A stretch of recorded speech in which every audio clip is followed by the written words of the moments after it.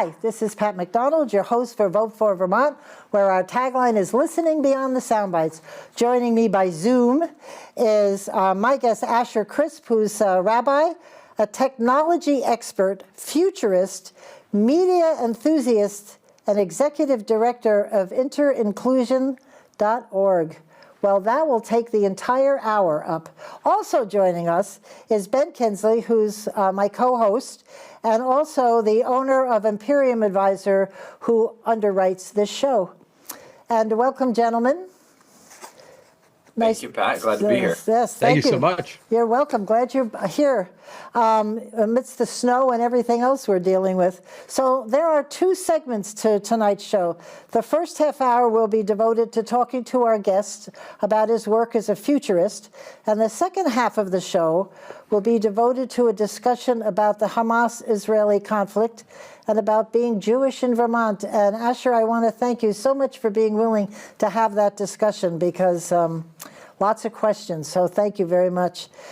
So Asher, you are quoted in an article as saying, no matter where we, your wife Sarah, Esther, and you have been, we never quite fit in.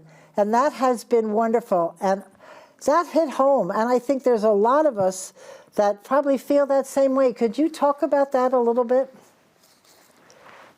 Yeah, absolutely. So, I mean, there's a deeper teaching in Hasidic philosophy that actually suggests that a person should endeavor or strive to be in the world and out of the world at the same time. Now, we don't have to mean it like the world is all of reality. We can mean like the world of business, the world of sports, the world of Vermont politics.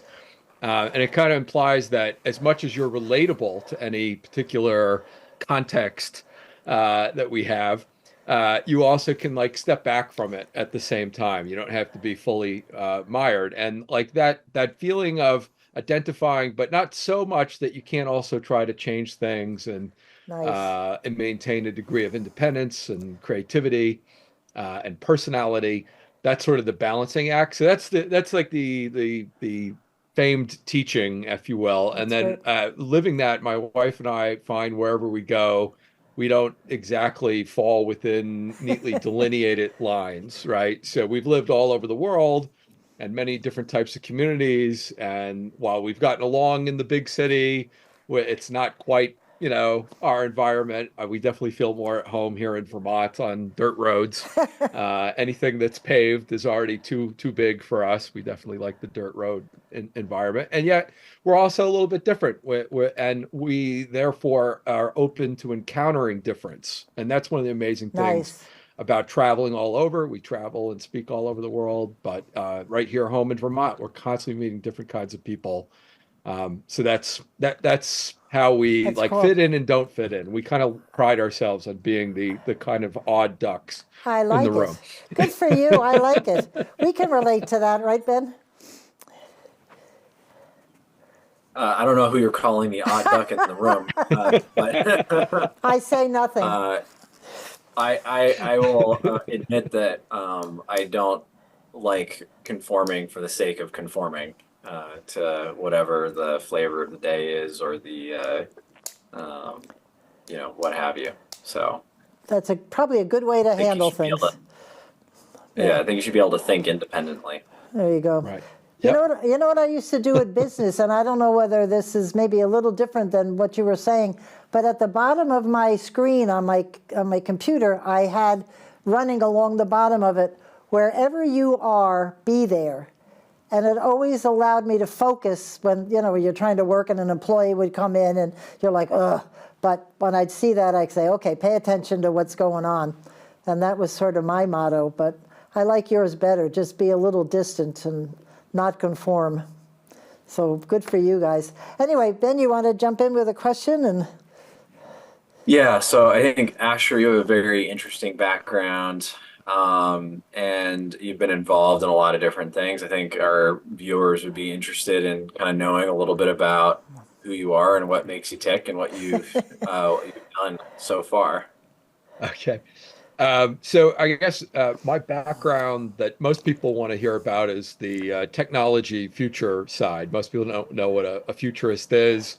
I always joke that it's like being an amateur time traveler, and that I prefer to live, 3 to 8 years, 3 to 10 years in the future.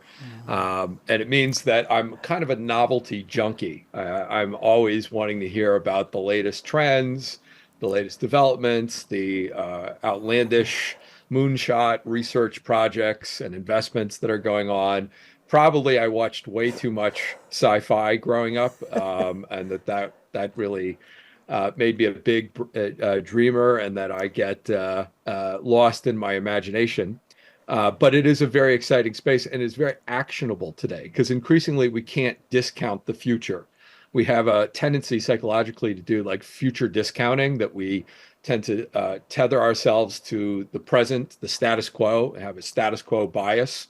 And therefore, all of our planning, whether it be like business planning or political planning or life planning, it all hovers around like what we more or less see happening in today's world. And that's changing so rapidly. And so the kind of areas that I deal with, which include AI, material science, ag tech, or farm tech, sometimes we call it, regenerative medicine, bioinformatics, very wide range of things. I'm not a specialist in any of them. I'm a generalist, but looking far and wide at all these emerging trends, I see that things are moving faster than ever before by leaps and bounds. And we have a very hard time thinking in a non-linear way. We try to think that, tomorrow or next year will be like incrementally better than right now, but actually evidence is quite to the contrary, that we're going to see massive, utterly mind-blowing transformations to every facet of our lives. We're living through them right now. So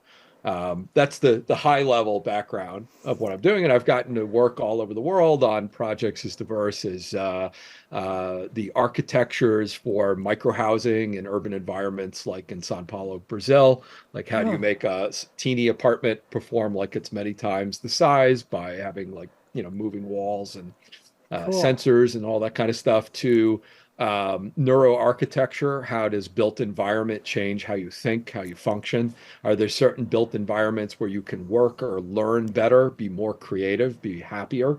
To examples of using gamification or gaming itself for serious outcomes, like making it an educational tool and not just a mindless kind of entertainment. That's good. Escapism. Oh, there you go. So those are just a few examples. So when I looked up the definition of futurist, it talked about exactly what you're saying, analyzing data, science, technology to predict the future, but it also said art. How does art fit into the futurist model? What do you do with that?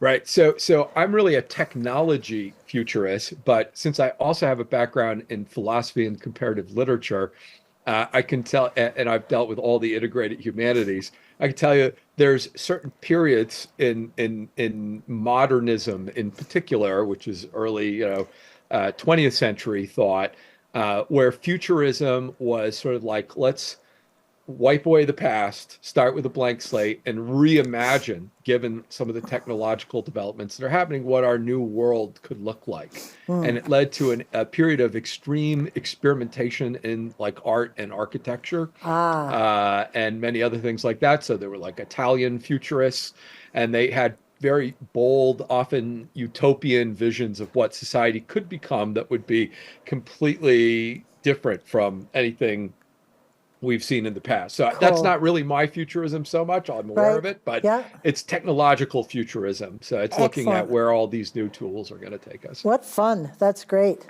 Good. Ben? Yeah. Fun is a interesting way to describe it. Sounds challenging to me. But, so Asher, you and I have worked together on some projects in full transparency, including some for Campaign for Vermont. And maybe you can talk about some of the examples of work you've done here in Vermont. One example might be the Fueling Vermont Tourism Project, and kind of how this futurist lens played into that work. Right. So there have been numerous studies that have come out over the last number of years that have suggested that automation, and in particular AI, is going to disrupt so many current jobs and job categories. And these are across the board, blue collar, white collar jobs. They're going to be disrupted. And whenever we've had technologies come in the past that have disrupted the old world order, the old kinds of jobs and jobs classifications, it hasn't just resulted in people being out of work. It's actually driven us as a society to invent all kinds of new jobs and to push us into another direction. So we don't have to go that very far back to see that Vermont was once predominantly like an agricultural state. Most people worked in that. The number of farms was enormous. It was very idyllic, when we romanticize this particular past. And now we've tried to further infer further away from that. So the question is, what will the next new jobs be? And the area that's growing the fastest that we really document it is what we call the experience economy. So much is now being like divorced from basic needs. We even have Vermont farms that have robotic milking units that are set up to pretty much automate a lot of that process. So what this means is that people are turning from the basics into things like having experiences, staging experiences. And Vermont is a great place for that. People like to come here for tourism, and we can use data science to begin to curate experiences. Like people are looking to choose their own adventures that they navigate through the landscapes here, find things that are off the beaten path. And we believe technology can be a big part of it. Technology has actually hurt us a little bit in that regard. It used to be that you were using your AAA roadmap and trying to make your Vermont Atlas, trying to make your way through some of our secondary roads and not get stuck on a class 4 road in mud season. If you're up here as a tourist, and you'd wander about and make your way into some of our smaller villages. And now in the age of GPS, if you're using Waze, it's going to show you, by and large, the shortest distance between A and B. And people kind of go into zombie mode when they're driving, and they don't even notice the Right. area or the landscapes they traverse in between much of the time, right? So if you're not on a major artery through the state, how do you get discovered in an age of GPS where everyone just goes exactly where they're going and doesn't veer to the left or the right at all? And actually, what people are increasingly interested in today is apps or web platforms that are going to suggest trips for them that are off the beaten path. I want to take the long route that's got lots of potholes, lots of dirt, lots of mud, lots of pottery or craft shops or things like that, or beautiful vistas of lakes and mountains. Show me how that works. So we have to a little bit reimagine, reinvent tourism. The big technology that the state had for a long time for attracting this was Vermont Life magazine, now defunct, sadly. I was a big fan of Vermont Life. And I have like all the, issues, for the first like 40 years, I think. I think you might be the only person. I may be the first, but the first 40 years, the photography was wonderful.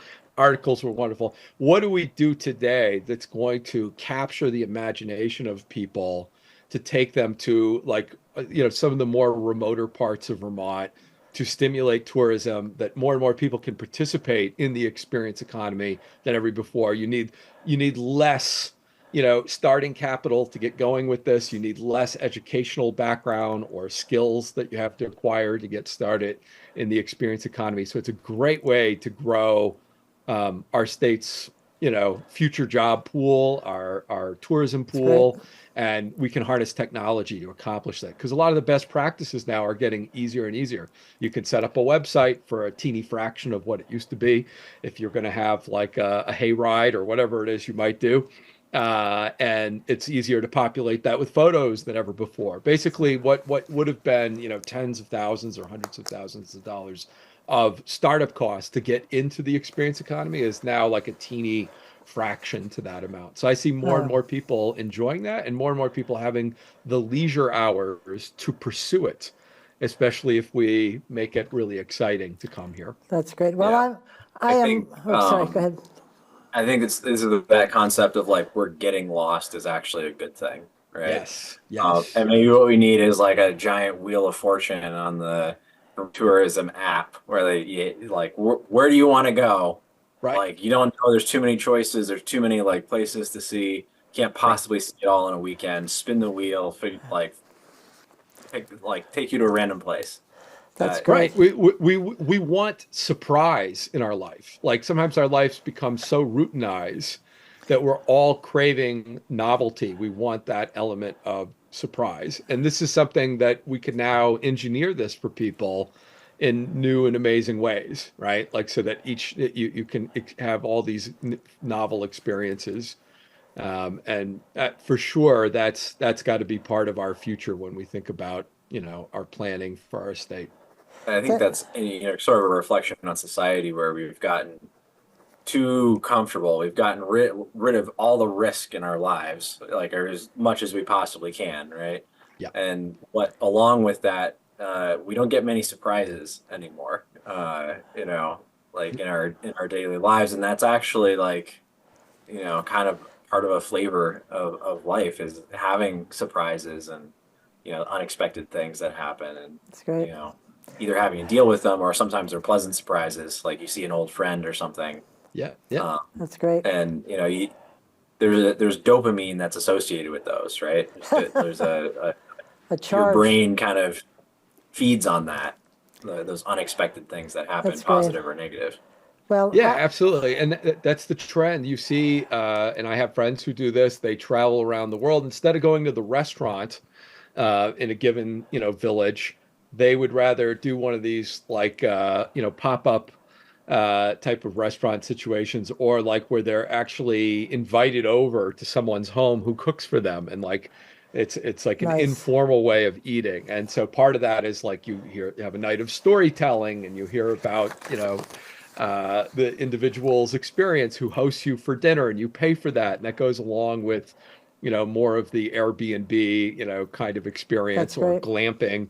Get out of the traditional modes of providing really just commodified food and lodging and all of that kind of thing, because you want to have a rich experience that exposes you to new people, new places, new Yep. stories, new adventures. That's great. I'm so glad you mentioned Vermont life. That is a treasure that we lost in this state. That was my go-to Christmas gifts. I had my list of relatives. Every year I renewed the subscription, and one year I didn't, and I heard about it. They loved Vermont life. I'm really sad, as you said, that it's gone. I wanted to talk about inter-inclusion, because you are the executive director of that organization, and it's described as a social mosaic, which you're going to need to explain, that you founded in 2011, which perpetuates the arts and science and literature and music through Jewish tradition. It sounds beautiful. Yeah.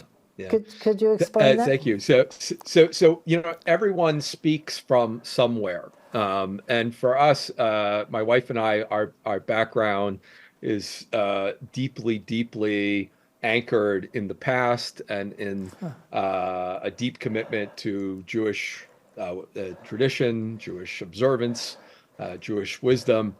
And all of that. And so that's from where we speak. But out of our particularity, we believe we have things we can share that are of universal interest, of universal value.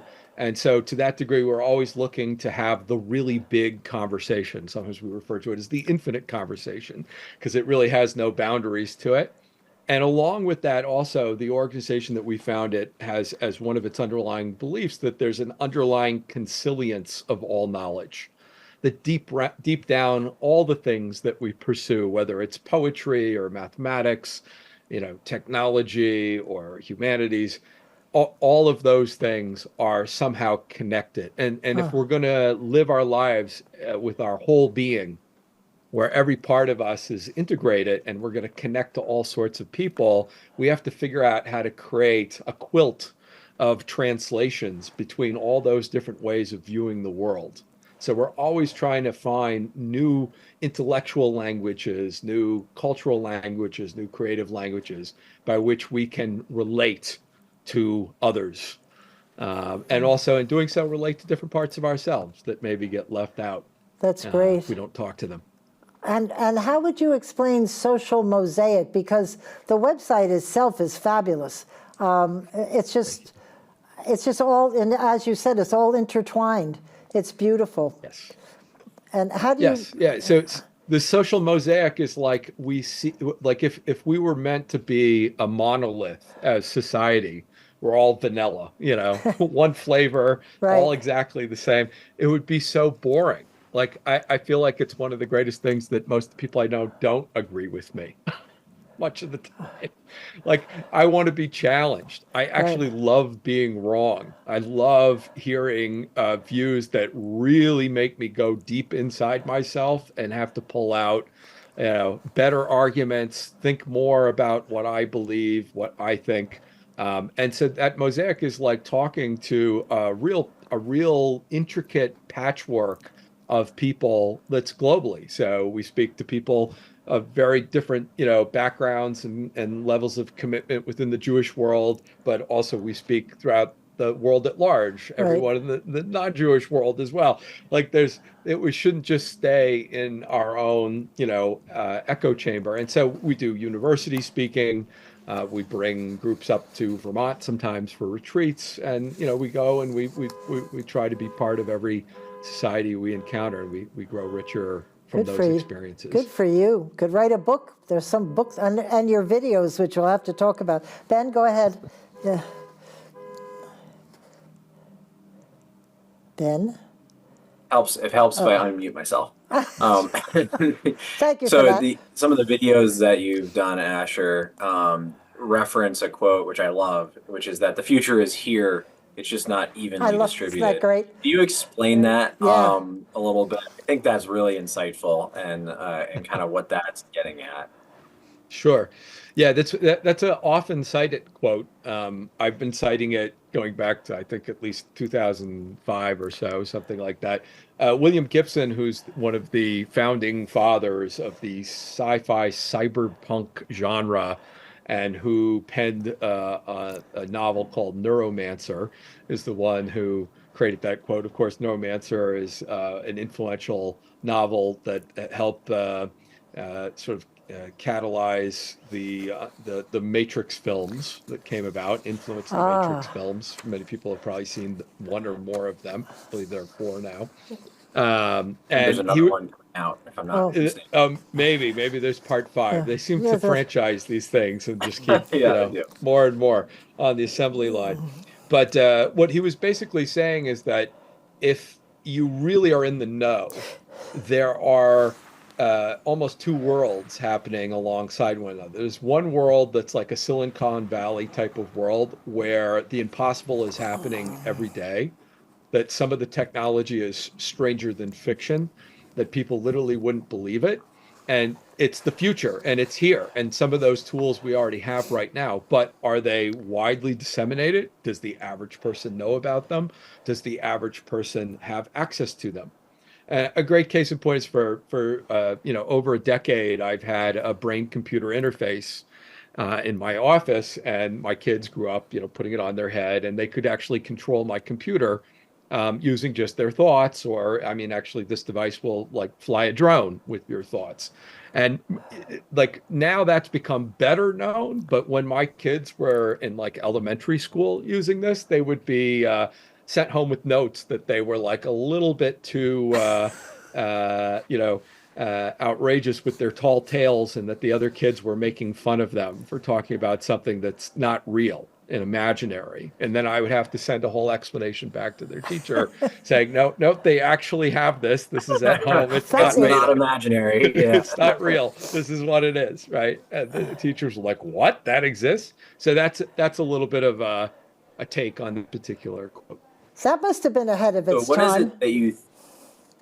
what is it that you think prevents that even distribution? Is it knowledge? Is it wealth? Is it access to communication networks, like first world versus third world? What is it that makes that distribution of the future uneven? Okay, so since it's been like about 18 years that I've been talking on Futurist talks all over, I could tell you there's phenomenal difference in just those 18 years, how many people are aware of these things. Now there are tons of podcasts and blogs and various web platforms that will update you by the minute of, world developments. Like, so there's more of a societal eye on things, like the number of people who tried ChatGPT within a very short window of time, a number of days, was one of the largest, adoptions of a technology ever in history. So more and more people are aware of these things faster.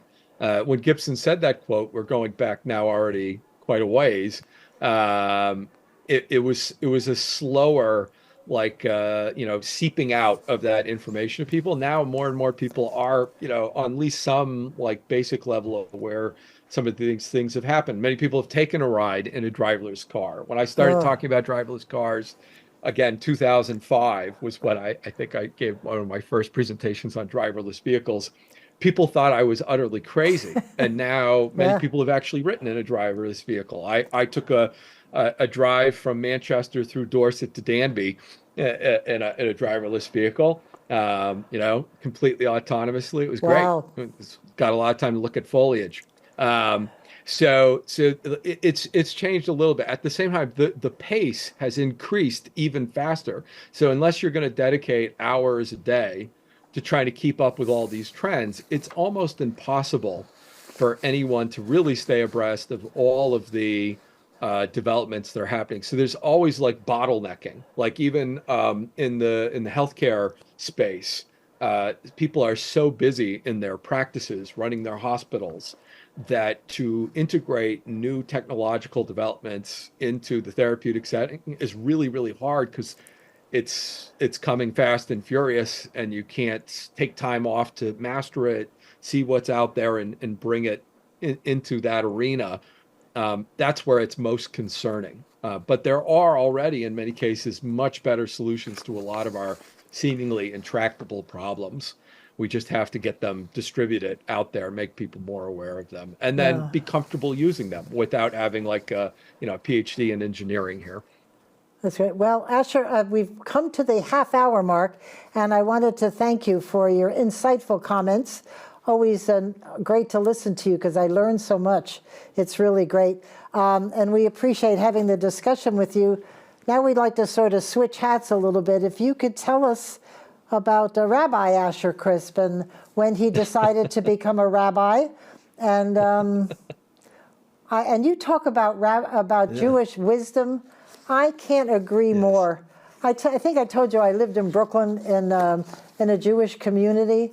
You just walk around the street and you can absorb the wisdom. It's amazing. So please explain your background to us.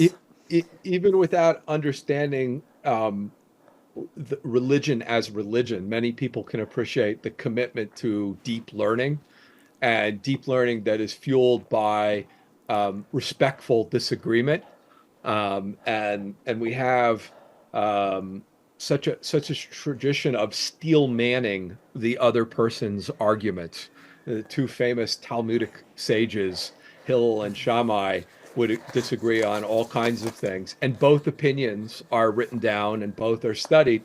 We often cite the opinion of Hillel as being the one that we side with when it comes to judicial matters, right? The matters of Jewish law. And part of the reason for that is that he had an even better understanding of Shammai's opinion than like maybe even his own in a certain way. He steel manned the other opinion. Let's not straw man it. Let's steel man it. Let's take it very, very seriously. And I think we could use a lot of that today. And I got very attracted to that in college. And so I already knew as an undergrad that I wanted to do rabbinical training and study, and I did in Brooklyn, and continue to thereafter in Israel. And I see these things very much in concert. Like I don't see what's traditionally called the Cartesian compromise of like there are spiritual matters for theologians, and then there's like the material world is for science, right? Like in the Jewish tradition, like it's one interconnected thing. So in a certain sense, I think that my rabbinic background enhances what I do as a technology futurist, and the languages that I've learned in academia and doing technology futurism has lent itself That's to great. having better and better tools to explicate some of the spiritual or theological ideas. So it goes both ways. That's beautiful. Why don't you kick it off with the next question and we'll move on. All right. So, Asher, you wrote two articles, one in 2014, one in 2016, um, entitled Jewish Life in Vermont, parts one and two. And they focused on your and your wife's experience, Jewish experience here in Vermont and what that was like in a rural state. Could you kind of explain that, what your perspective was back then, almost a decade ago, and how it may have changed today? Yeah, yeah, absolutely. First of all, yeah, a little correction. We didn't write those articles. We were interviewed by Oh, I see. reporters who came and did those stories on us because we're a bit of an oddity. There's very few Hasidic Jews that live in Vermont. There are a few of us, but not too many. Most are in like the Burlington area, but there's peppered here and there, a few other ones. And like most people's sort of gut reaction would be like, are you lost? Did you take the wrong exit on the interstate? Were you supposed to get off in like Brooklyn and like you came up here? And then other people in like the Brooklyn community would be like, well, how do you live out there like on a dirt road in the middle of nowhere, not surrounded by a Jewish community in the same conventional sense? So that's sort of like the point of departure for some of those articles. But again, we really thrive when we're in different environments and we meet all kinds of different people. And we've already had a lot of experience of that traveling around as speakers. I also grew up in Vermont. I'm from Brattleboro originally. Cool. So this is a little bit of a returning home after 20 years of experiencing with dense urban living. And I found the people here of Danby absolutely wonderful, and Vermont in general, but Danby in particular, absolutely wonderful when we moved in.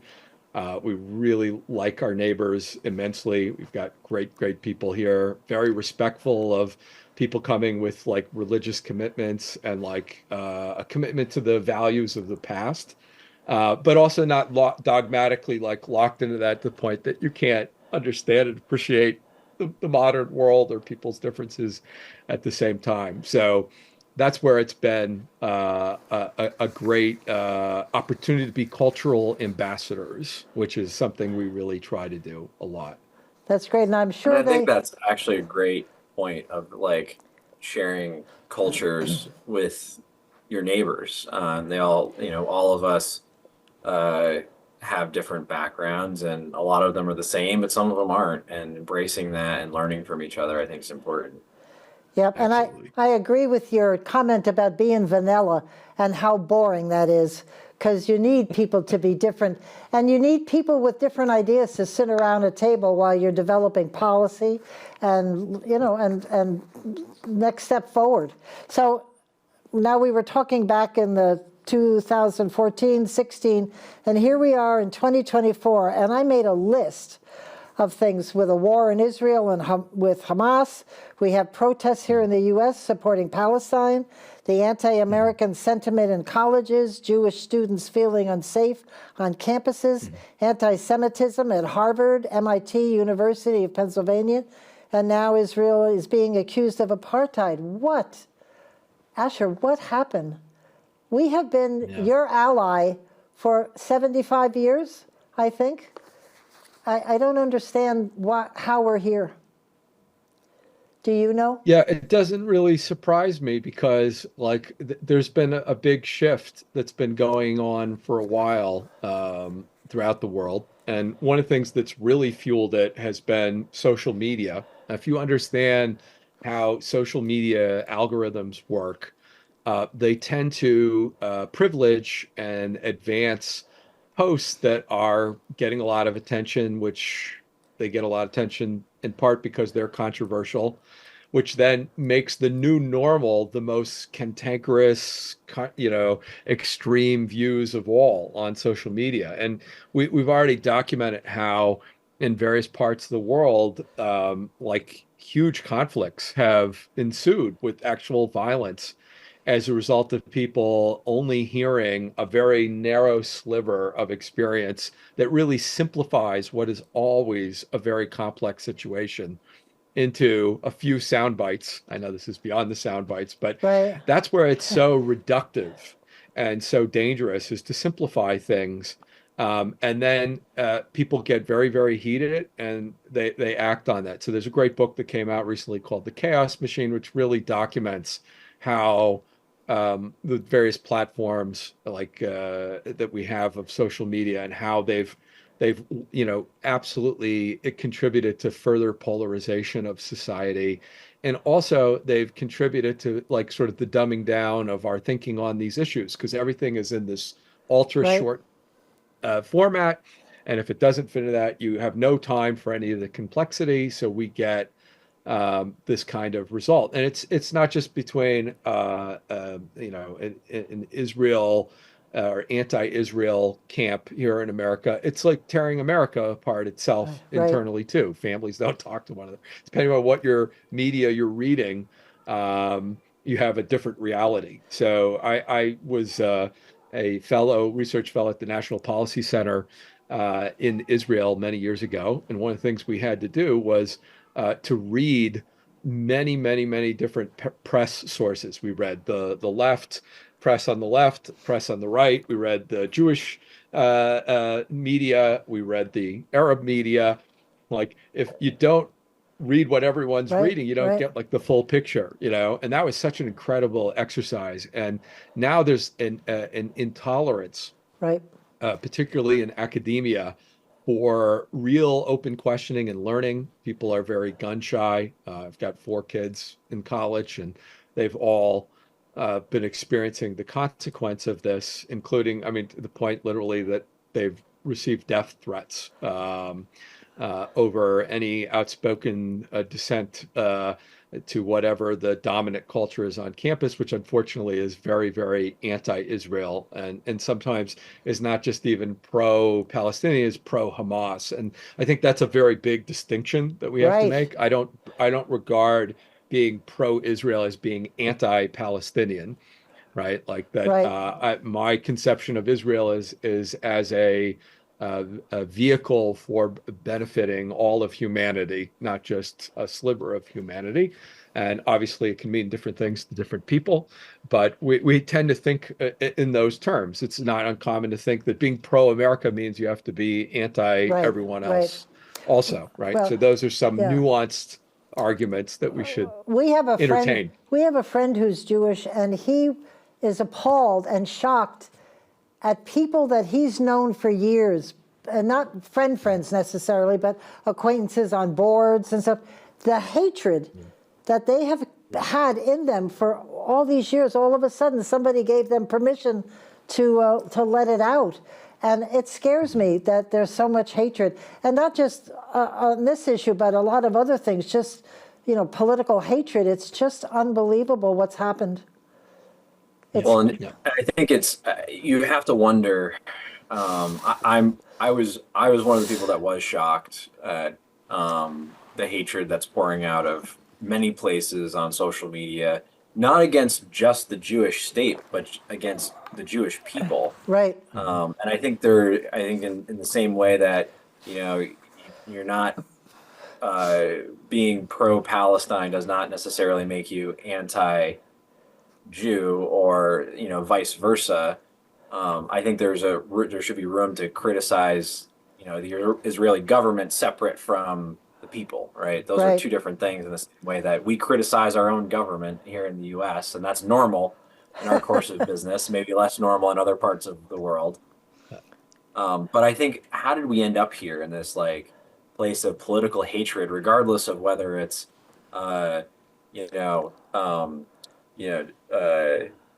Jewish people or Palestinian people or Russian people or Ukrainian people or American people that are just from a different political party? Like, how did we end up here that all these different groups didn't just have a separate identity, but have animosity towards each other in such a strong way?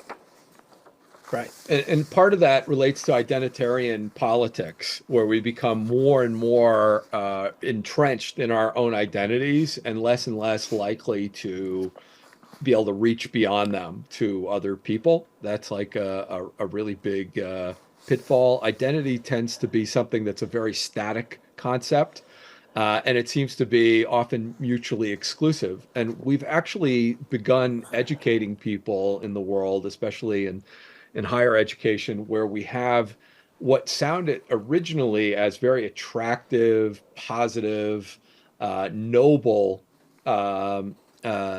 ideas that in practice have had some really terrible, pernicious side effects to them.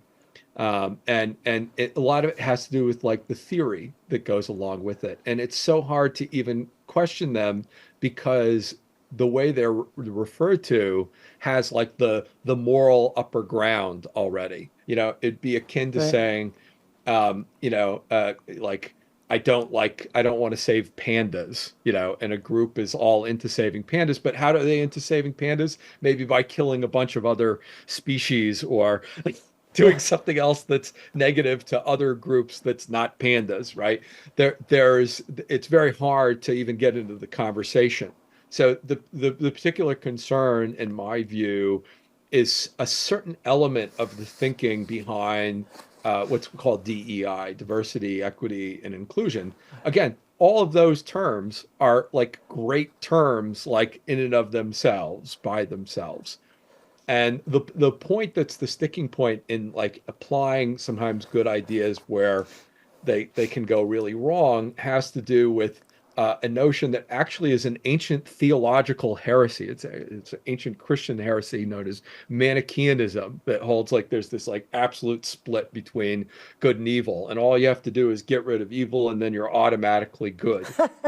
In its current incarnation, it's like if you can get rid of the oppressor, the oppressed are automatically virtuous. You don't have to do anything to be virtuous other than get rid of the oppressor, right? Like that's sort of the modern incarnation. But the real disturbing thing is that it really bifurcates the world into oppressor and oppressed. And you're either in camp A or camp B, right? And And this is there's no what's gray area. There's no there's no gray area. You're in one or another. And it also like lends itself to like you're either with us or against us Right. type of thinking, which if you read George Orwell and 1984 and some of the other things is absolutely scary. And I would contrast that with our former state resident literary genius Solzhenitsyn, and who is very, very well known to say that the line between good and evil cuts across the heart of every person. Um, and that's such a different thing that like if I look inwardly, I have elements where I'm like an oppressor, it are elements where I'm an oppress. Like I might be oppressing myself. Even like at different times, like we are all like a complex picture, which is made up of a whole series of complex differences that are changing and rapidly shifting. So, for instance, if we were to borrow, let's remove it from the anti-Semitism or Israel question for a moment and borrow from gender theory for a moment. So there's certain gender theorists that might point out that there are differences, plural, between men and women, whatever those are, whether they're biological, whether they're metaphysical, spiritual, psychological, it doesn't, differences plural, however that we come to define them, or in many many ways they're differences between men and women, but there are differences between women. Like Right. the category women is not a monolith. Not all women are the same. Like that would be outrageous to think that like what we're all carbon copies of one. Like Right. we wouldn't do that. But the most interesting is the idea is that there are differences within a woman. Like a person reserves the right to change. We have to allow, like I'm not consistently the same way. Like from moment to moment. If you asked me at a certain point in my life if I was gonna grow up to be a rabbi, I would have looked at you like you were crazy, and I probably would have thought I was more likely to be a lumberjack or start a heavy metal band than to be a rabbi. Like, because we internally change and grow, but we're actually in an age where like people's development is arrested on social media. Whatever you once said or once thought, that's like with you forever. There's no forgetting it. There's no changing it in any kind of ways. And we contrast that with what there was in a former time where you would see people come to radically different realizations of who they were over time. Another Vermont resident, Robert Penn Warren, who wrote All the King's Men, when he was raised in the South, he grew up with great prejudice.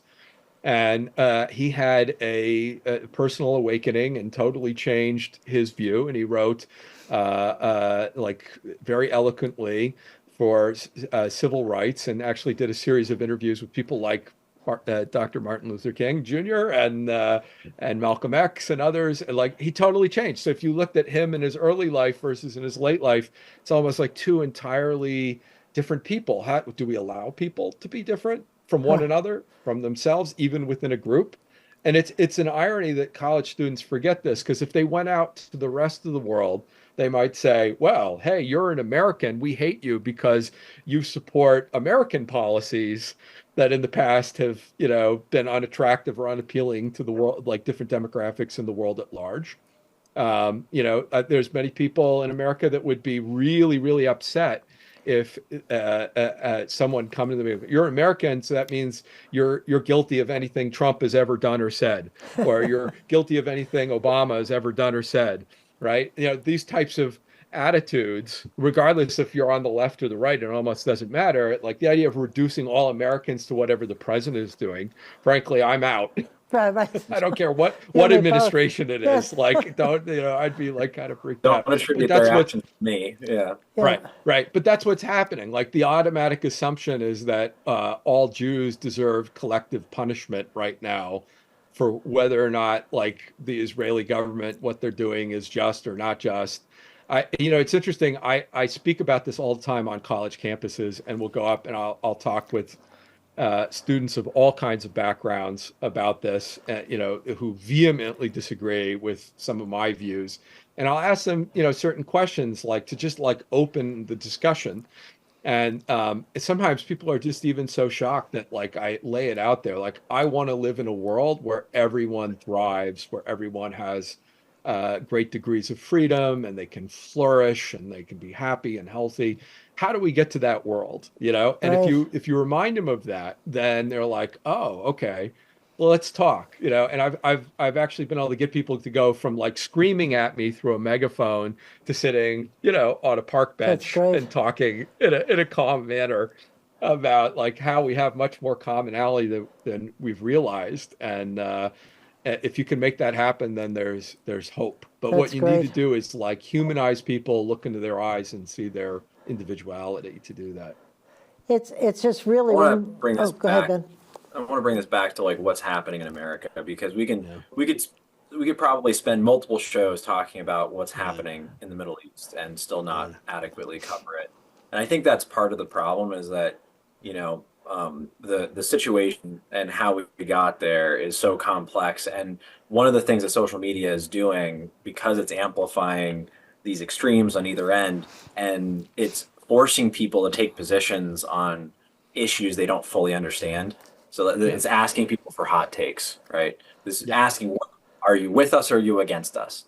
Yeah. And Yeah. you suddenly have to make a decision about, oh, am I with you or am I against you? And you don't have all the information to make that decision. And you're being pressured to because of Yeah. the context of social media.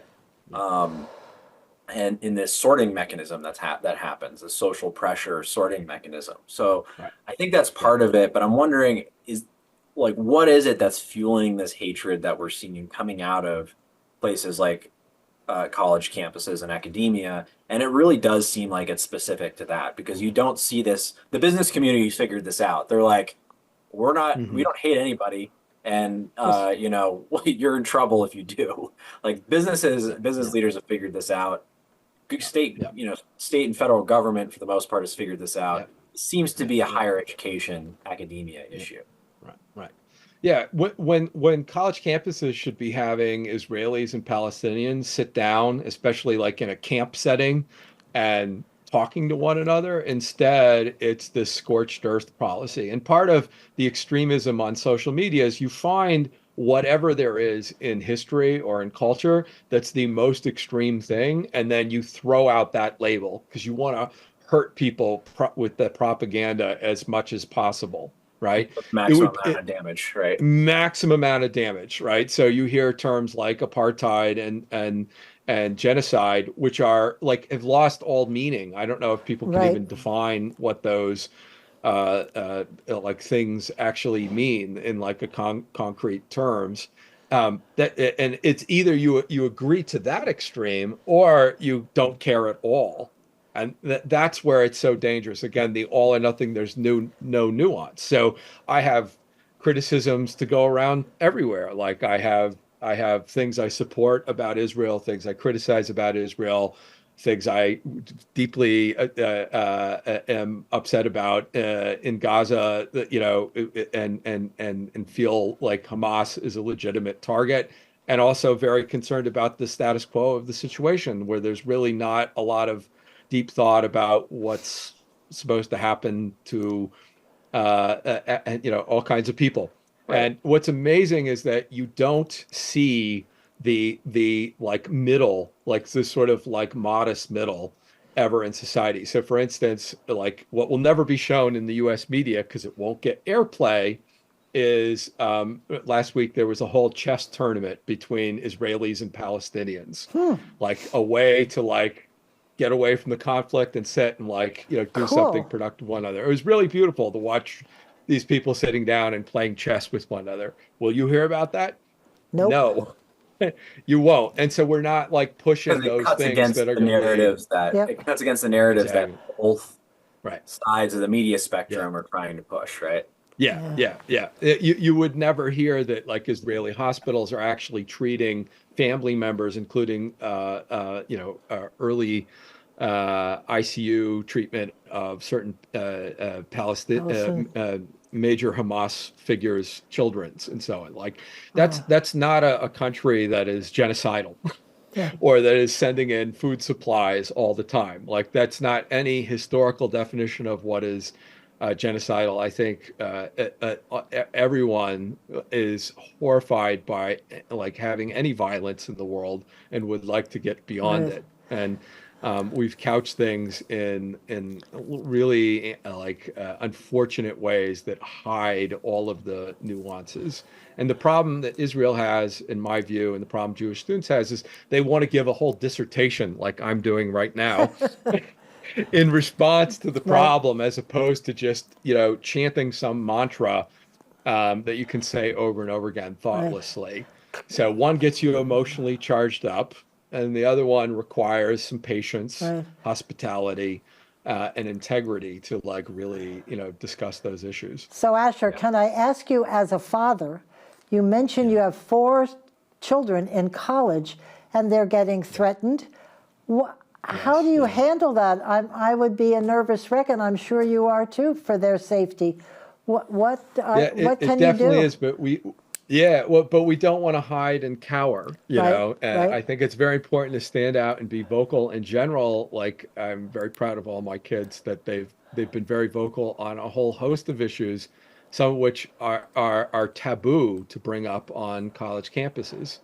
And to try to explore other ways of thinking about them. And they, even in the course of their careers on campus, have been shocked with the decline of the level of intellectual openness and the like foreclosing of all debate.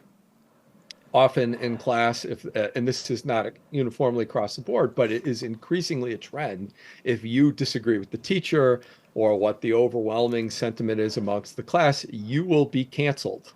You will right. be harassed. You will be intimidated. You'll be meant to feel very uncomfortable. And to that end, like even, there's one student we know of left school as a result of so much intimidation. Wow. And the universities are not doing enough to set like a tone and to push back and to maintain free speech. And they are supposed to be the bastions of free speech. And the example that you gave of reading different stories about different people and stuff, it doesn't happen. I don't. No, the best that happens is, this is the cop out in my view. They will say, well, look, we are having this massive anti-Israel event on campus with all these speakers that are going to like spread, Right. like their particular view, often with like weaponized propaganda attached to it.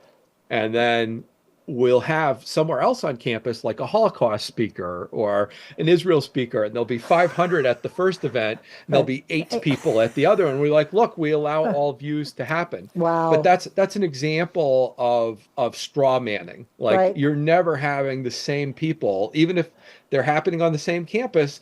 The people at the first event are getting zero exposure to anyone else other than that very narrow and extreme political view. We're not having a competent conversation where there's 2 people speaking and there's a lot of daylight with them. And I would be just as freaked out if it were all ultra conservatives that Right. had no liberal voices amongst them, Right. as I am that it's ultra leftists with no one on the right, speaking. Right.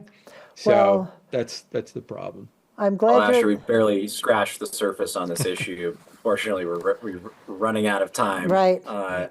So we really appreciate you explaining Yes. some of this to us and perhaps digging into it more in the future. We do, and thank you very pleasure. much. And My pleasure. our best to your children. I hope. Thank you. And thank goodness you're there for them. That's great. Maybe someday we'll all live in peace. Asher, Chris, thank you Maybe very someday. much. I think we will. Yeah. Ben, nice to see you all. We'll see you next time. This is Pat McDonald and Ben Kinsley from Vote for Vermont, where our tagline is listening beyond the sound bites.